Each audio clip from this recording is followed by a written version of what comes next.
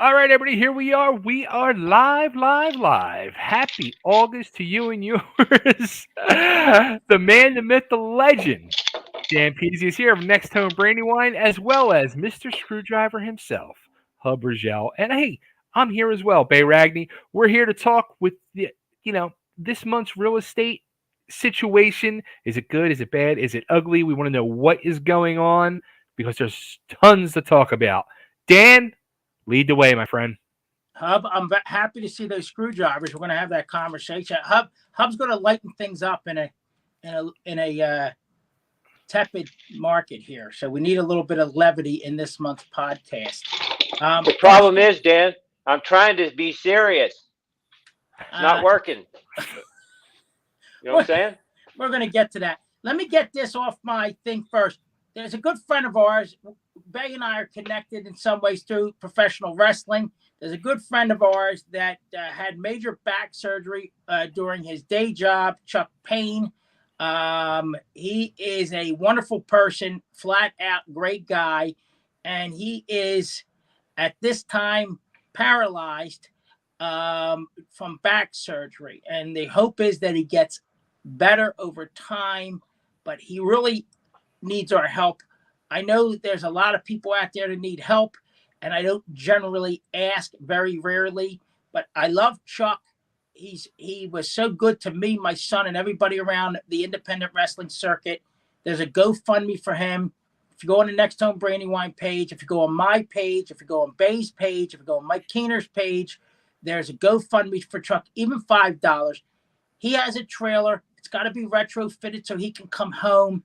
He is paralyzed right now. He has to go to a rehab center first, and then he's going to go home. So they have raised over $3,000 so far. We are hoping to raise at least another $2,000 for this guy. There's good people in this world, and of course, there's shit people. This guy is a great person, and really just a couple of our guys from wrestling with their day jobs lately and helped other people. They're very strong guys. Chuck's over there because he's a strong guy helping someone else that couldn't do something physically. He gets hurt and he ends up paralyzed. So if you can help Chuck Payne, please do so. Like I said, $5, $2, $10, anything will help because he's not going to be able to go back to work. And he's really going to need some help just getting his house fitted out so he can come home. He's separated. He has a young son. So if you can help Chuck Payne, please do so. I love Chuck. He's just one of those guys that lights up a room. If you go on my page, there's a commercial me and him shot. I put it up there, Bay, for Big Daddy's Barbecue. It's awesome. Oh, yeah. Everyone loves it, and he's just a great guy. So getting that out of the way, we're a couple weeks behind on our podcast. It's been personally and professionally for us. It's been a whirlwind lately. Half of my two are back in school. Joe goes back on Monday. I was supposed to come to you from the new Confinity Studios, but somehow we hooked up a brand new setup with no webcam. I don't know how the heck we don't have a webcam. We're rooting around like crazy people, and there's no webcam. So I don't know what the hell happened to the webcam, but now we got to figure that out. After we just spent all this money and time redoing his entire studio here. So we're going to get into screwdrivers. We're going to get into some real estate. I have my glasses on for two reasons. One, I can read my notes, and two, that I'm on my phone. And if I go like this, Bay and Hub are fuzzy, which that might be better. But glasses are on tonight. I lost 30 pounds, or I look like a pumpkin in these things, but I don't think I look as bad. So real quick, interest rates, like I talked to a friend of mine today, they're down to 6.99. They had ratcheted up to 7.38 in our region. So they're not getting any better, really. They just went down to where they were a few weeks ago. It's tough with everybody. Loan applications are down. Bodaforge has been a partner with us from day one, CMG Home Loans. The guy hasn't stopped. He still does marketing service agreement with us and helps us out on our marketing and advertising. He is a polished professional. Ernie home inspections as well. Hard to get people business when there's limited inventory right now. So there's some strange things going on too, is that they're offering some really low interest loans. Some people are doing that now. I guess I'll give you let me give you. I'm not sure if it ties in, but hopefully it does here. So some people are doing home equity lines of credit, right? So this, I was told this week. I found it interesting from one of my mortgage professionals and my good friend Troy. They took home equity lines of credit with an introductory rate of 4.5%. No, what was it? Yeah, and then no, what was it? It went up 4.5 points. So whatever it was, the introductory rate ended, and the rate jumped 4.5% because that was an introductory rate. Both of them went from a $250 payment to an $850 a month payment on the HELOC. Whoa! So that's a staggering number. A staggering number. I'll say this on the mortgage front of, as I'm not a mortgage professional, what they're doing now. Hub does a lot of reading, a lot of videos and stuff. What we're trying to do I'm just good at faking it. No, he does a lot. He reads a lot, which is, listen, we don't have to be experts, but it's nice to have some knowledge. We're trying to get creative because the house prices haven't come down and the interest rates have gone up, and people aren't making any more money, and the cost of goods have gone up. So we just had a conversation at a meeting yesterday about buying down the rate and getting creative because interest rates will fluctuate. We do not think the housing is going down. Nobody says the housing is going down anytime soon at all. We think this is the new norm as far as the pricing on the houses, within reason. So we're talking to sellers. We're engaging our mortgage professionals early in the process, and we're saying, can we buy down the rate? Even buy down the first year or two on the rate, right? So you can do like a first and second year buy down. And we're trying to figure out if that works financially in the process, and said, okay, listen, it'll cost you X to buy down your rate for year 1 and 2, maybe. And then hopefully the interest rates go down, and in year 3 you refinance. So, experience in these situations, this is a little different than the normal market. But if you don't have an experienced agent, I said this all week, I don't know if I could get in this game right now, because you need to be able to look at things with a broad scope and try to be creative if you're attempting to get someone in a property, and one more thing, and we'll get into some other stuff here. There's no inventory. So we are challenged right now, and there's some things you can do, and we're trying to do some different things. And I want to bring that topic up tonight, but let's bring in our Ed McMahon co-host here, Hub Virgil, and kind of let him give his opening statements tonight.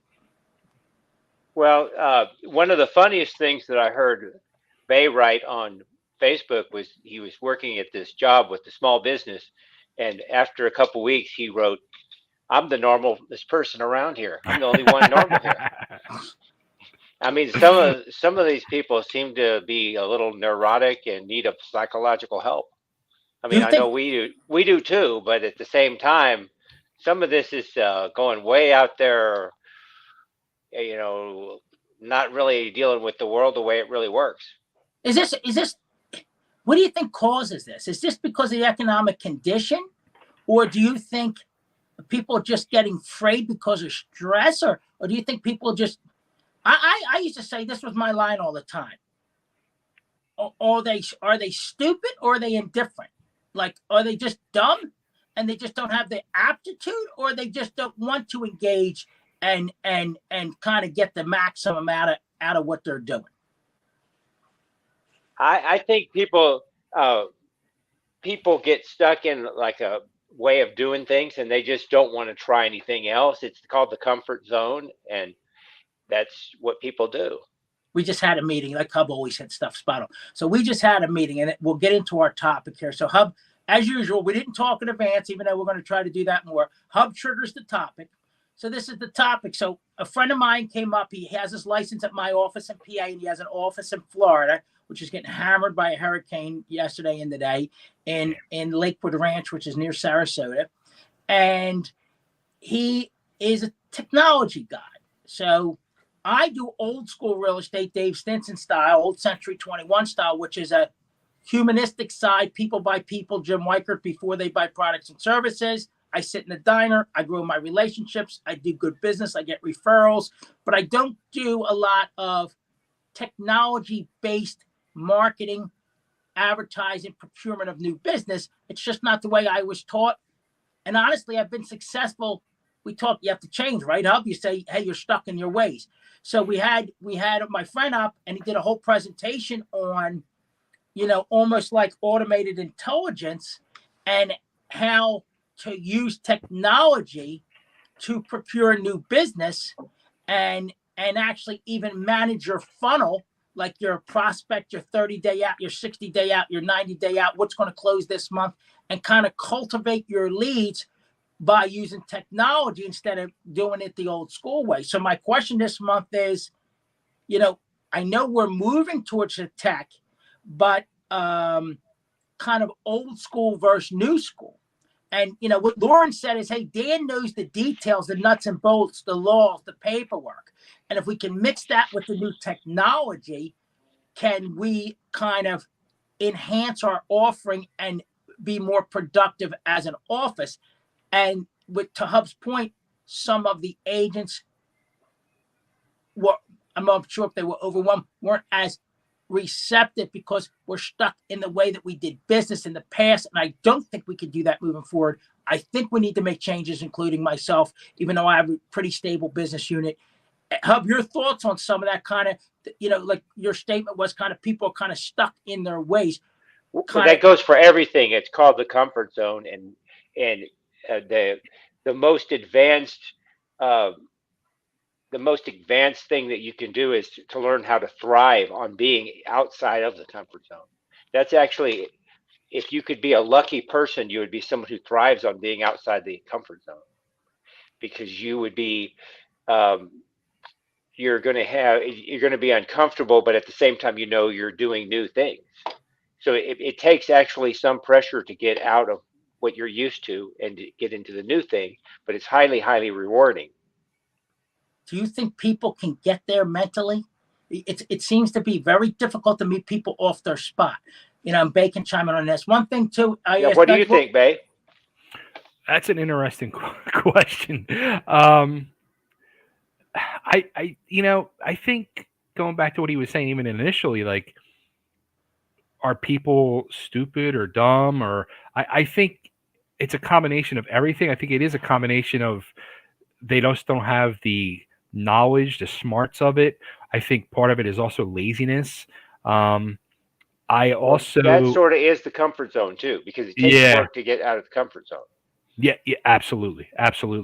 But the one thing, especially, and I love this topic this month because it's a great conversation and questions I have, especially like right now. The first thing I jotted down was AI. AI is the whole big thing right now. It's this whole craze that's starting, and it's a scary, scary topic for any subject to look into. Are they starting, Dan, at all in the real estate world with any type of marketing or anything with the whole AI situation? Big time. And for me, talk about comfort zone, I'm the opposite. I'm the guy that sits in a diner and talks to you and makes a relationship and gets business that way. But This is going all digital, all automated intelligence. And the people that are successful now or garnering a larger portion of the pie are using AI and to gather the data to target who is selling. And then they're using a digital platform to prospect them and procure their business. And I'll tell you on a simple and ignorant level, I do a lot of Fallcroft, right? Lower Delaware County, not an affluent area. And it used to be the agents that sold there were engaged in the community, whether you lived there or you sold there, or myself and Mark Barone, Teresa Huddle, all older school agents that had ties to the communities. And we got business from it because we were known and we were part of the community on some level. Now I'm seeing, I just looked at 2 listings. One list, and you can have multi-state license. I don't. But I saw somebody it was a Maryland broker, Another one was a Delaware broker. And what does that tell me? Another one was Happy Days Brokerage, Johnny's.com from Plymouth Meeting, who I never even heard of some crap. What's that tell me? They're going It's going less local. And they're clicking right up. So they're getting roped in on the digital platforms. And then they're getting, it's not someone telling them, you know what, Dan Pizzi and Mark Barone, and just dropping some names of people that sell there. They sell for Mike Mahan. We're tied. No, these people are clicking on Zillow and other platforms. People are extrapolating that. I'll give you an example. My buddy built his platform. If you go in and look and you're tied in, you get tied into the platform. Somehow they get you in to get your information. They can tell when you go on and click on a house. And it could tell you how many times you clicked on the house. And then they could say, hey, and I don't have all the information on this. We're actually rolling this out, and I got to adapt too. They say, Mrs. Jones clicked on that house on Taylor Drive 5 times in the last day. And then you set up a automated target marketing and say you could do a voicemail, you could do a video, you could do an email, just kind of a drip campaign to rope them in and finally get them as a customer. Yeah, that makes sense, I think these things will get your foot in the door, but you still have to have those basics that you learned from Dave Stinson. You still got to have. I don't know. Have you heard of this real estate coach? And her name is Tina Call. And she. No, but coaching's big. That's another thing. Hub doesn't even. We don't even script this. The coaching's the rage right now.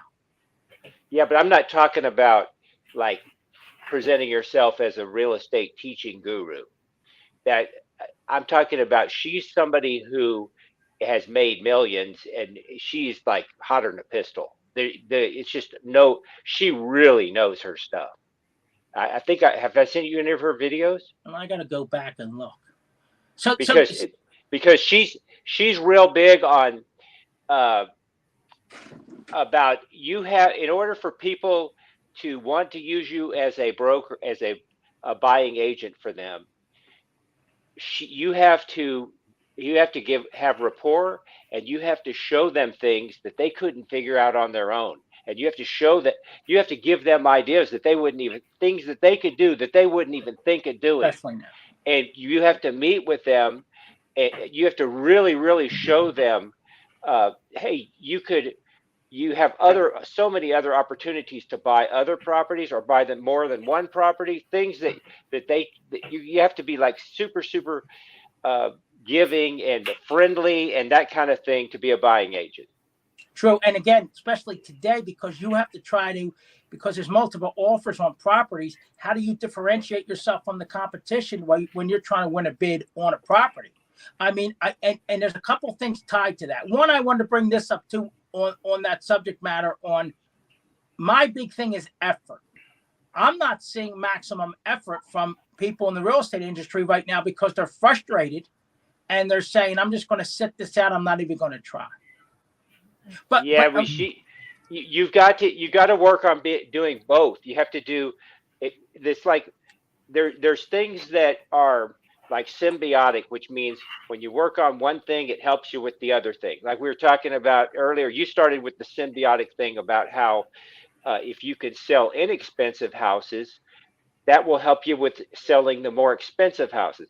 They have it in music that if you're really good at learning music, then you're going to be really good at math because it exercises the same part of your brain.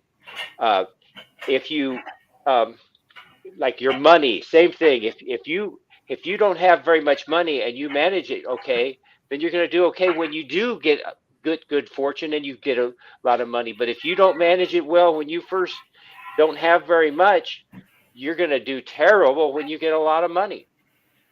And I think also managing your money uses the same part of your brain as managing your time. So this is like certain muscles in your psyche or whatever that work for your habits. This is all about habits. Everything is about habits. It's going to make you. How do you break the old school habits? Like you're more cerebral, so you can articulate it better than most. How do these people get out of that comfort zone and break the old school habits to adjust? Because you do have to adjust in today's market in order to even stay competitive. And I also, real quick, I want to get into the lawsuit and the fact that the seller's side doesn't have to offer commissions, and how controlling the listing side is really the way it's going to be in the future because of some of the changes in the real estate law. Well, that was two different questions. I was just getting ready. You're talking about what's the secret of becoming reinventing yourself? That's the question of habit.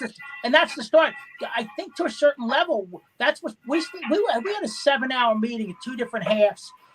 One me and my boy, and then another one with us in the group, and that was the first part of it.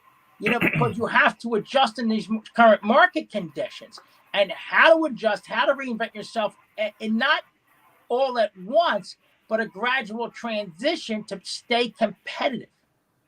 Yeah, but everything is going to be a gradual growth, because you're going to do a little bit each day and it's going to accumulate.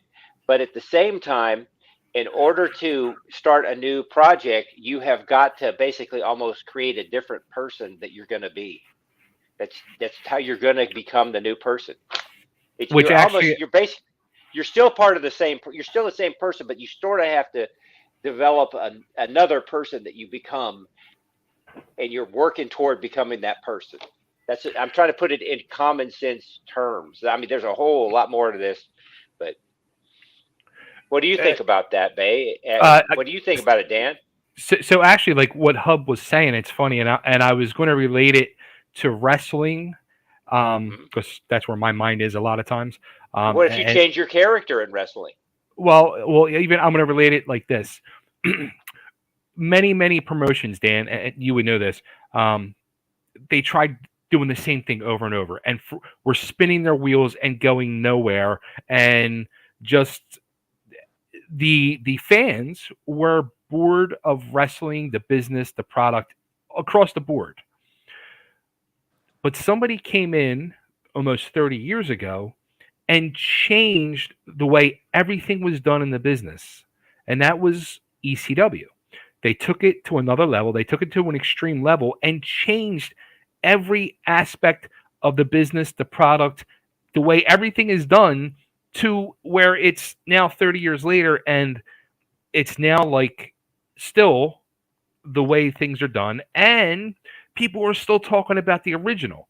Okay. So we got to turn Dan and Humans Over Houses and NextHome Brandywine to an extreme level.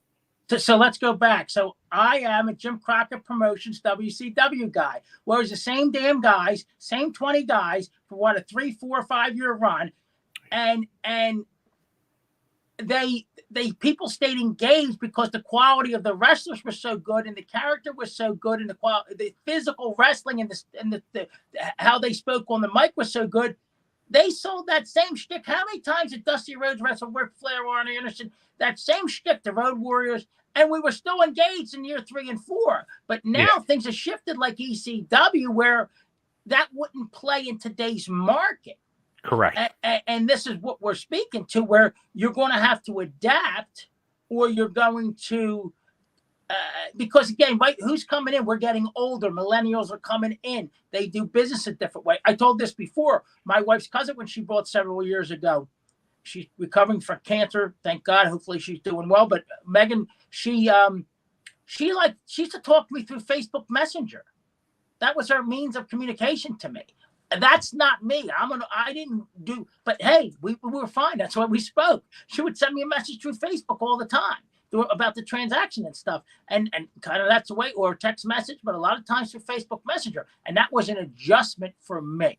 And Hub made a point real quick. Hub made a point that I know, and you never, and my friend made this point when he presented, you're never going to take the Dave Stinson style out of the business, because it's an important factor in your knowledge base, your customer facing skills.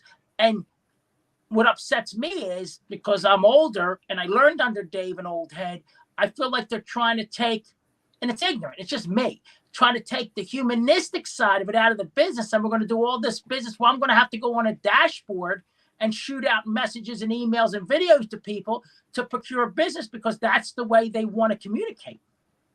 Yeah, but once you get them on the phone, or you're able to, well, you're gonna have to do some FaceTiming or phone talking to people to really, really bond with them.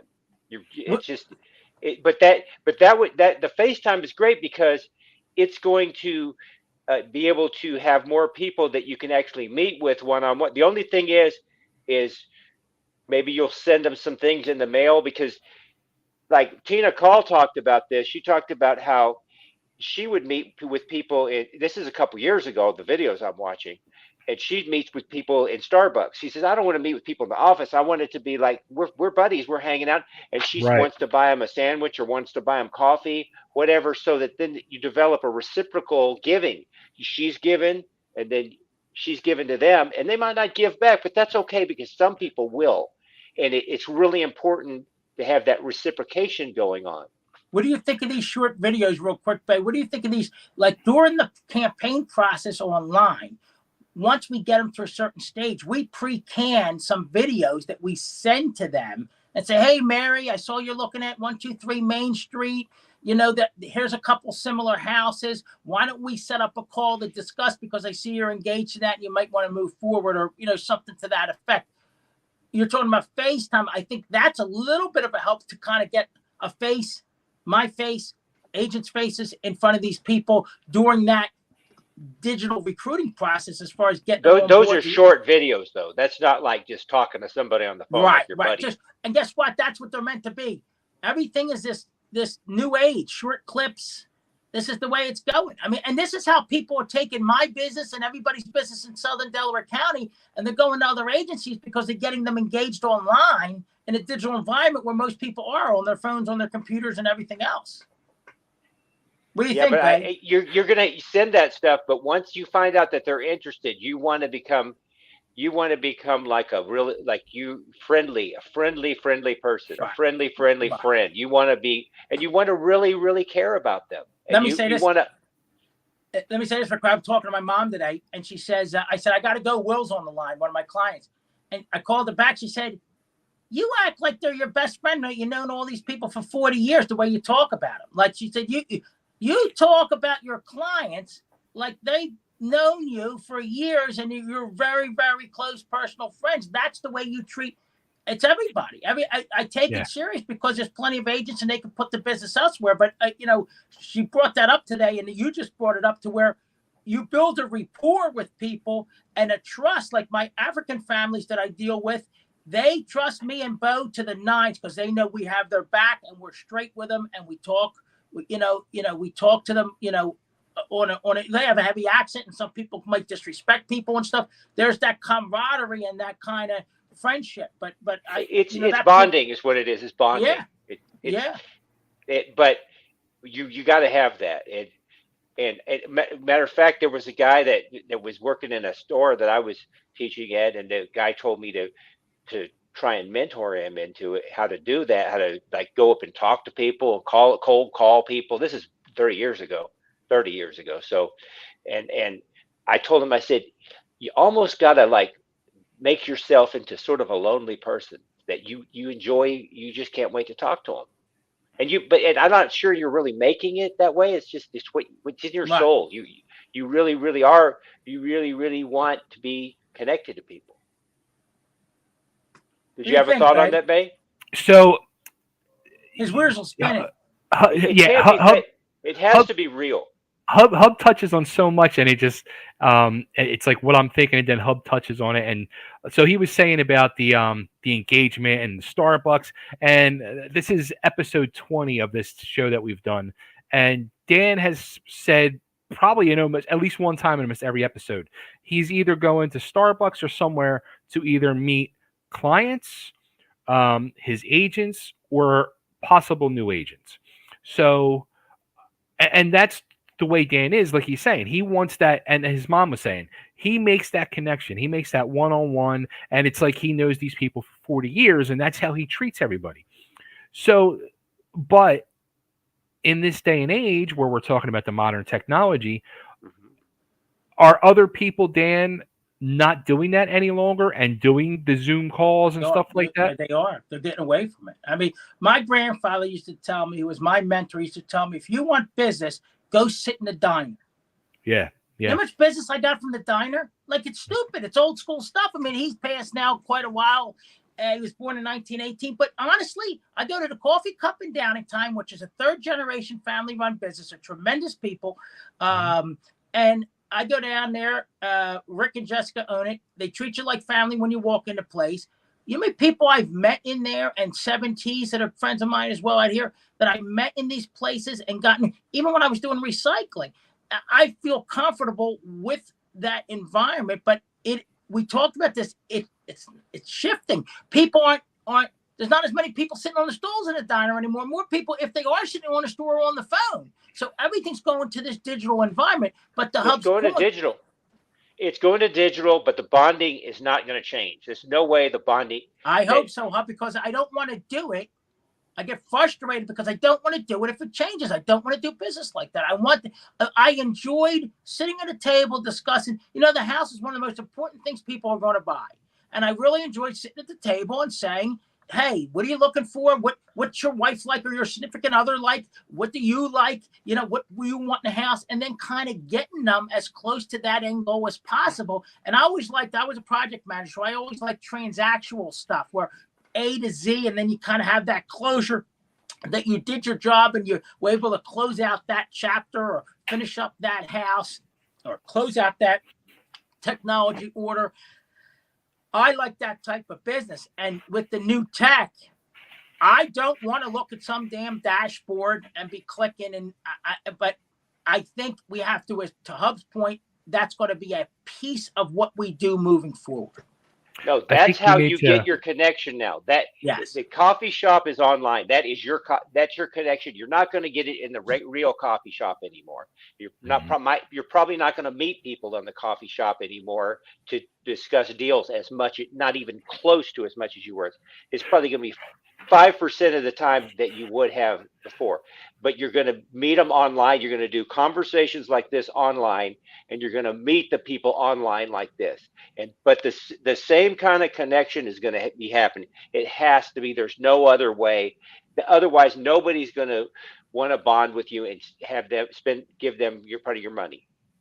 It's such a like Hub's saying, but it's such a double-edged sword because just coming out of the restaurant business for the last 4 months, I can't tell you how many people every day would come into this restaurant and sit there, and it was couples, families, and you sit them at a table, and you're going back and forth bringing them food and drinks, and they're all on their freaking phones, and they're not even saying a word to each other. It's ridiculous. But yet there was at the restaurant, our number one customer that would come in 3-4 nights a week was this woman in the music business, one of the most popular people in the country music business. She brought almost every night. She would come in there and she would have drinks, sometimes food, but mostly drinks. Her songwriters, other people in the music business, her artists, and she would sit and do old school like Dan does and have that one-on-one connection, and they would sit there for hours and just connect and discuss and do old school human interaction. But then you look at the table next to them and people are glued on their phones. Yeah, but she's doing a lot of, like, the way she's hooking things up and the way she's scheduling things is on the phone or on her tablet or whatever. Because, like you said, there's no way that people are going to connect with you. They're not going to bond with you. You're going to connect and meet the new people online and everything, but they're going to have to bond with you. Otherwise, it's not going to be a relationship. So that's how you're going to procure a percentage of business to make your company viable, or your own business unit. Because again, I own the brokerage, but I also own Dan Pizzi Real Estate. We got to procure so much business to earn a living, right? And it's going to be done through technology now. But I'm going to ask the question backwards. What if you got all the leads that you could ever want online, but you didn't have the knowledge or the people skills that you learned from Dave Stinson and what you learned from your other people? If you didn't have that knowledge, you can get all the leads and everything else, and you're going to blow it when you meet them. Well, that's what Lauren was trying to get across when one of the agents was pushing back. He said, with Dan's experience, bringing that knowledge, that confidence, because he knows what he's doing. He knows every line of the agreement of sale. And mixing that with the new technology, we think we're going to be able to compete and be viable moving forward, where if you're not going to change, we talked about it at the onset of the program, and you're not chameleoning and joining kind of what I wrote down, new school and old school, it might be, I'll be honest with you, the last 3 years, I've sold about $14+ million in real estate, not $1 in advertising. It's just all relationships. I don't know how many people in our region can say that. Old school Dan, pound the pavement the way Dave taught him. Literally, I drove to Lancaster today to view a property for one of my commercial clients. 50 minutes up, took pictures, took video, walked the neighborhood, drove the neighborhood, compiled all the data, came home, wrote it all up, text him, email him, send him the pictures, and send it out to the guy. But instead of pounding the pavement, you're going to be tapping the tablet. Yes, sir. And that's where that's an adjustment for guys like me who aren't used to running their business unit like that, but understand that we have to moving forward. We have to, and it's been, I'm sorry if I'm interrupting. No. But we have to, even, I was listening to I had this motivational program that I listened to from the early 80s, late 70s. And he said that adapting to the modern world is so necessary. He said that people turn 50 and the cause of heart attack is related to being unable to adapt to the changes of a modern world. People just give up and they have a heart attack and they stress leave. Related. Yeah, stress related. But it's related to not being. They just give up. They don't want to try the new thing. But there's no other way. Adaptation is the whole key to everything. Hey, I thought he was only 35. He keeps referencing 30. He keeps referencing 30 and 40 years ago. I was a little kid, and I was taught all this stuff, and I didn't understand any of it. But Dennis Prager said that one. He said that when these older people are teaching you all these ideas that you don't even get them, eventually, when you get older, it's as if they installed a tape recorder or some digital recording in your brain, and it clicks later on. But you don't get it. You may not get it when you're young. You don't have the wisdom to the experience to use it. But it's like all these things from 1980 or 79. I was only 16, 17, and I was being told all this stuff. How am I going to apply it? I didn't understand it at the time, but at the same time, it was installing a digital tape recorder in my head, and eventually all this stuff came to me, and I started using it. I'm sure you remember mentors and your parents, things that they told you that you didn't understand at all. It was ridiculous. You thought it was crazy. And all of a sudden you're doing the very thing that they taught you when you weren't ready for it at the time. Have you been through that? It's true. Was that too obvious of a statement that I said about the tape recorder? No. What do you think, Bay? I mean, honestly, I was just thinking,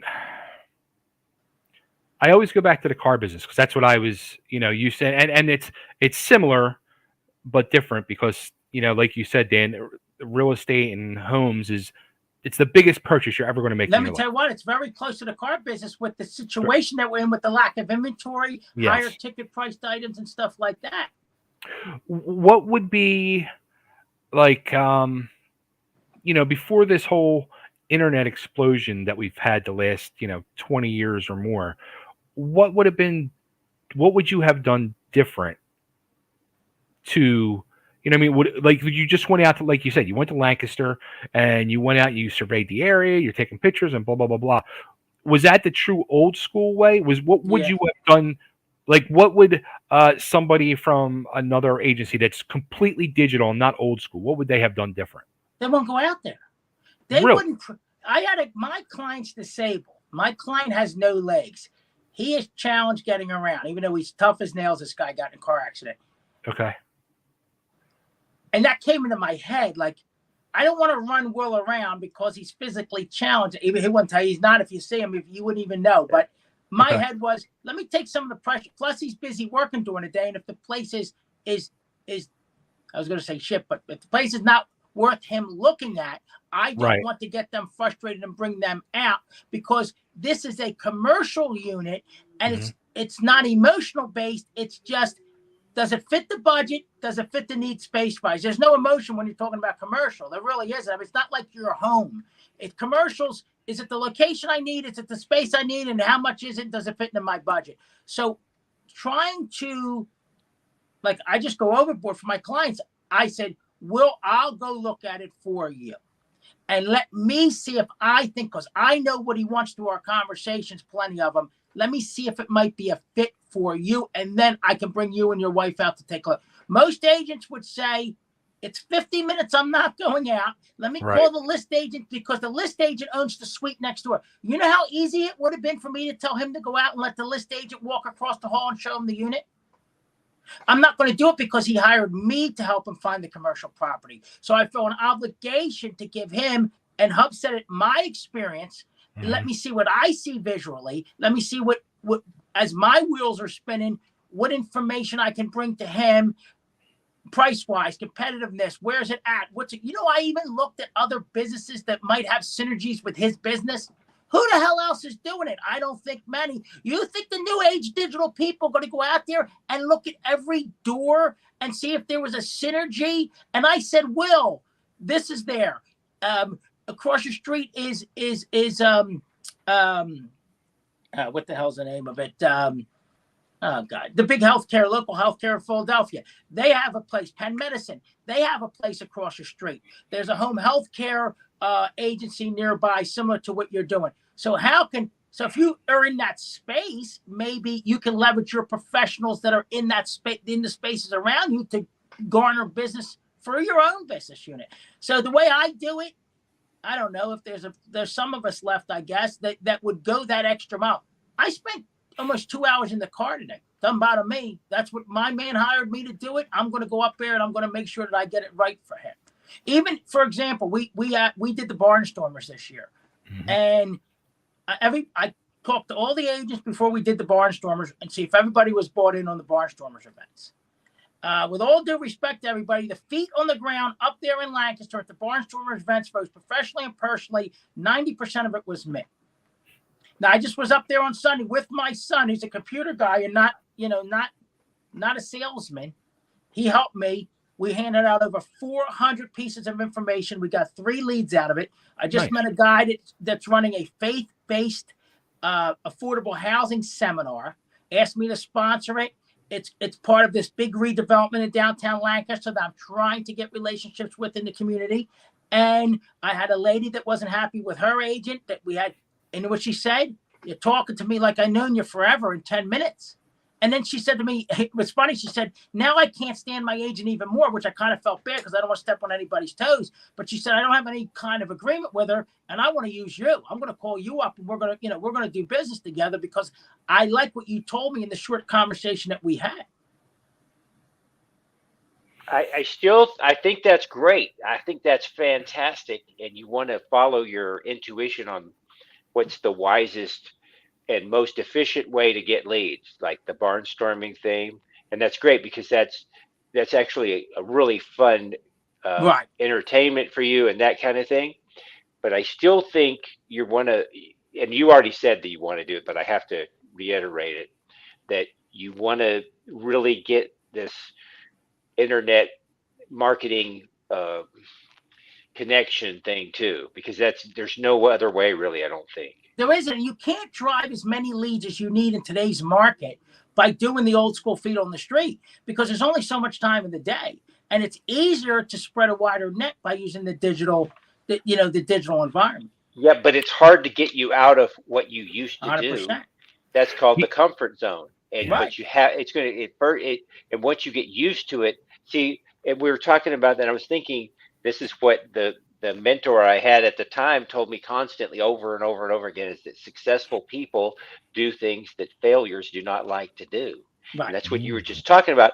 But the way he said it was this. He would say, the secret of successful people is that they have formed the habit of doing things that failures don't like to do. All right, so we're going to hire a hub to do a talk to my agents on that subject. But once you get it into a habit, it's great. But if you ain't got it into a habit, that's the hardest thing you can do is develop a new habit. And you can't break a habit. That's another one. You're going to say this over and over. You can never break a habit. You can only replace a habit with another habit that's better. It's an excellent point. Now I want to bring Well, no, something that's a basic principle of one of those magic principles is that you can't just pull out a habit, but you can only replace it. That's all you can do. I just wanted to throw out there too, like going back to the car business. I remember, on a daily basis, being in and out of 2-3 dealerships a day, and I worked with the internet department closely.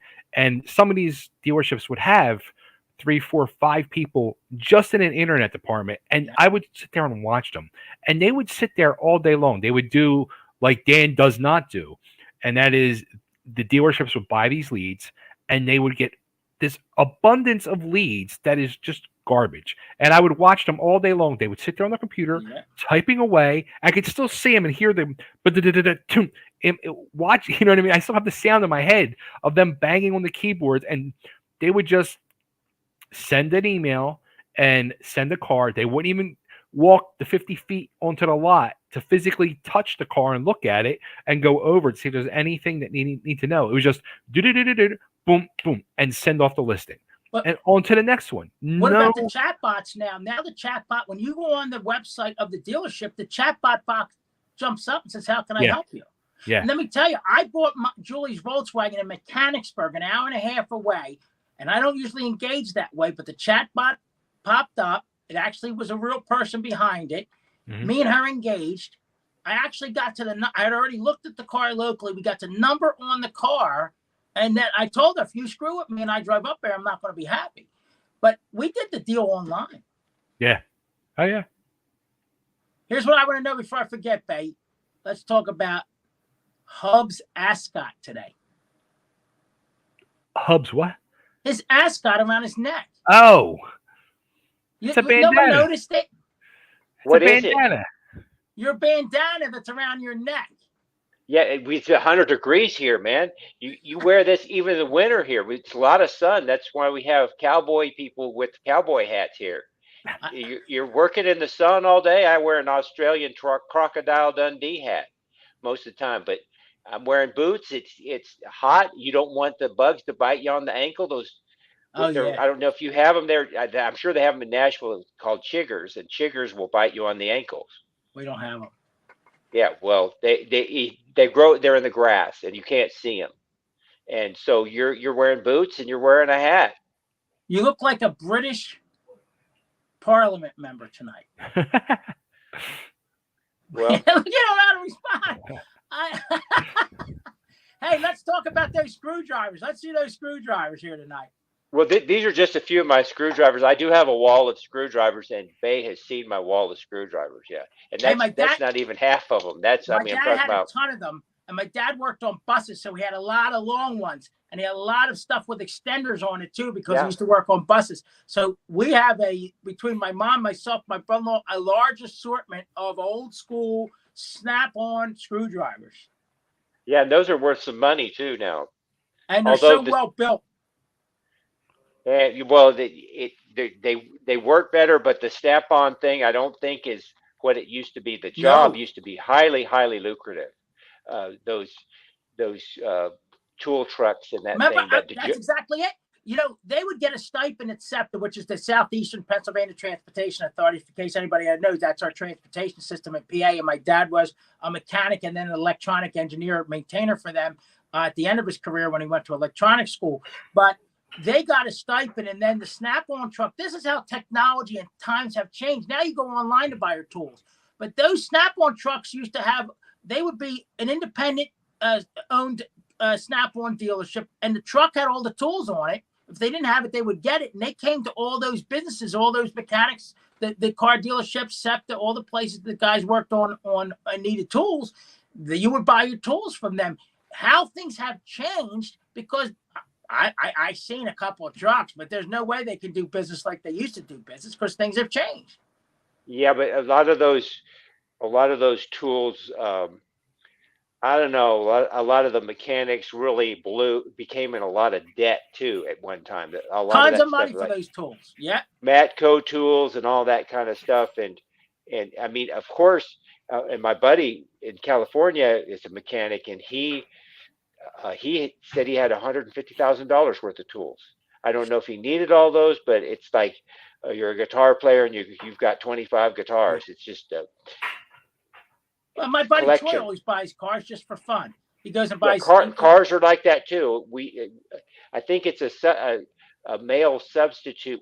Males, we substitute hunting and gathering for tools or guitars, collecting, golf clubs, cars, all kinds of stuff.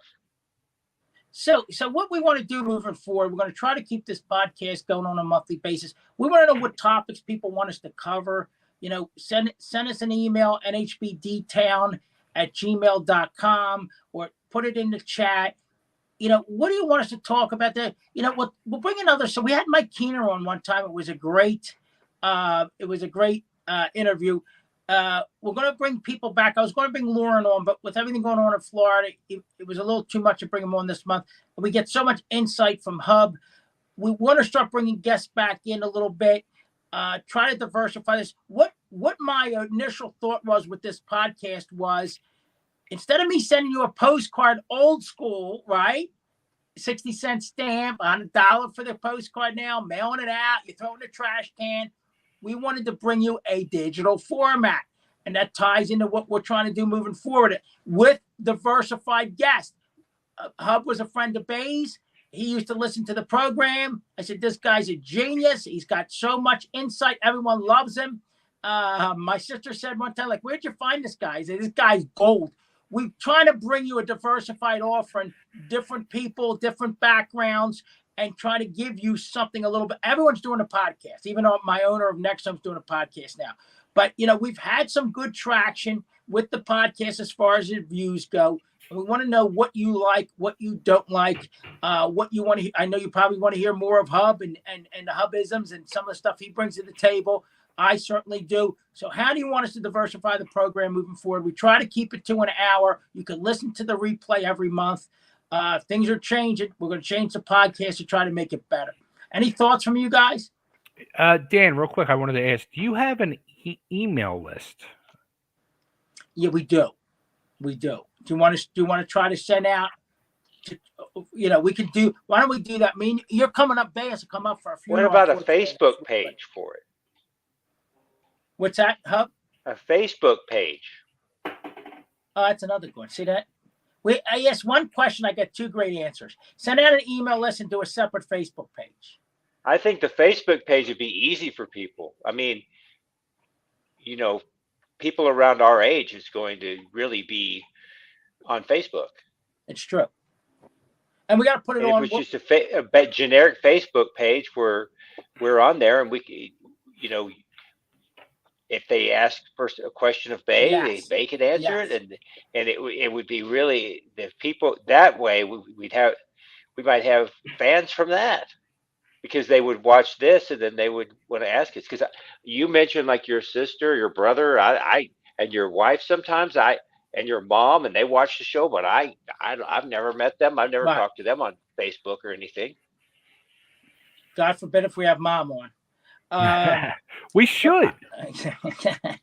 Mom, did you ever get that cleaning roller that I had? Did you ever get that big one? She loves that.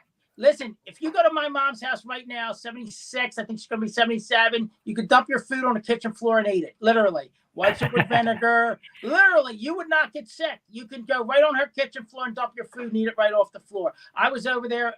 Her toilet was running. She took my son out to get sneakers in a backpack, and I went over there to put some new guts in the toilet. And I took my shit. Her rugs are like this thick, and I'm walking the steps. I'm thinking, this place looks like it's a brand new. She's a clean freak. She loves a lint roller. But I think the Facebook page is good, because I think what I'm trying to do is to get more interaction among the people that watch the program. You know, we had the guest Bay we had on with Keep Delco Smiling that you brought on. We had a lot of views because she had a lot of downstream people. What we're trying to do is, and I'm as straightforward as anybody, we're trying to expand our sphere, right? By bringing you this, and like Hub says, like, see who people are, get in front of people, have a conversation with people. By doing this podcast, that's what we're trying to do. We're trying to let you know who we are, how we work, how we act. So if you're looking for a realtor, you're going to reach out to me and my team is pretty much in line with the way I am. So I love the idea. Maybe an email list with upcoming events. Maybe we do the Facebook page. And I do want to get some ideas, maybe through the Facebook page, of other guests that we can bring on. Mike Keener was my buddy.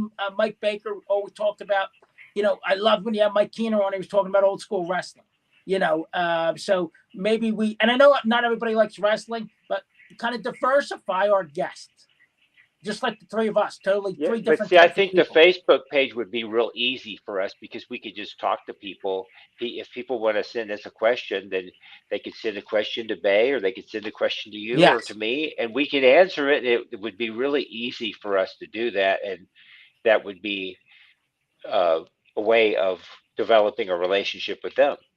Excellent. Yeah, and we'll get more consistent. Everyone's been. The summer's tough for everybody. I mean, Bay and I are always checking Facebook, and you are too. I know You're we on are. it quicker than anybody now. One time, your wife responded when I messaged you. You're on it, man. You were driving, I think. He is on his Facebook stuff all the time. Well, so is Bay. Yeah. So we'll definitely do that. And can you believe it's been almost an hour we've been on? We're wrapping this up too. It goes quick. That was one subject matter. And again, we're going to do more prep for this stuff, but it's been wild ride. Me and Bay were talking before we got on. A lot going on. A lot of people sick. Everyone's got different things going on. Best of my buddy, Bill Pitts, who is sick right now. I wish him well. Chuck Payne again, please, to GoFundMe. I'm telling you, I love Chuck. He's a great guy. We need to support him. I just reached out to Mike Keener today. Don't let the GoFundMe get stale. $5, $2, $1.